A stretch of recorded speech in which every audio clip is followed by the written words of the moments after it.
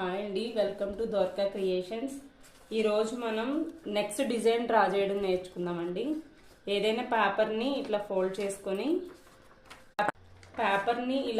చేసుకొని ఈ జాయింట్ ఉన్న వైపు నెక్స్ట్ డ్రా చేయాలండి.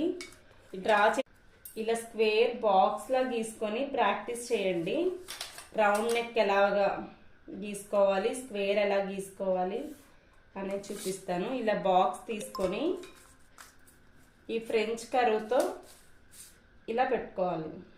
ఈ కార్నర్ కలిసేటట్లు పెట్టుకొని ఈ విధంగా డ్రా చేసుకొని మీరు కటింగ్ చేయడం ప్రాక్టీస్ చేశారంటే క్లాత్ మీద నెక్ రౌండ్ తిరగడం మీకు ఈజీగా ఉంటుంది.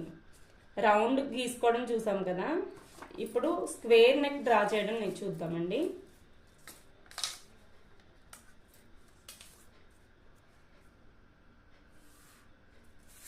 స్క్వేర్ నెక్ ఈ విధంగా కొన్ని నెక్స్ ఉంటాయి. కొన్ని నెక్స్ ఇలా గ్లాస్ నెక్ అంటారు దీన్ని. ఈ విధంగా కొన్ని నెక్స్ గీసుకోవచ్చు.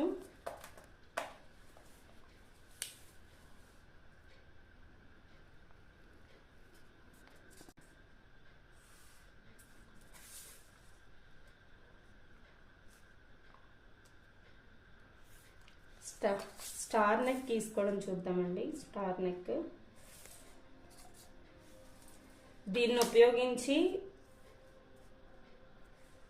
ఇలా స్టార్ వచ్చేటట్లు